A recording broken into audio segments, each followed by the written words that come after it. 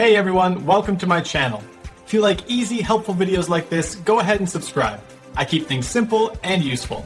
Let's get started. Are your deleted emails in Outlook mysteriously reappearing? You delete them, empty the deleted items folder, and then they're back.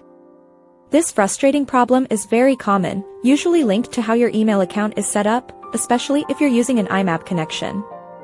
The main reason this happens is a synchronization issue between your Outlook app and the email server. When you delete an email in Outlook with IMAP, it's often only marked for deletion locally. The server might not immediately remove it. If Outlook isn't configured to purge these marked items when you leave a folder or close the program, the server can resync them, causing them to reappear in your inbox or other folders. To solve this, adjust your Outlook account settings. Go to File, then Account Settings, and choose your email account. Click Change, then More Settings. Head to the Advanced tab. Find options related to deleted items. You'll often see Purge items upon switching folders. Enable or check this option. This tells Outlook to actually remove deleted emails from the server.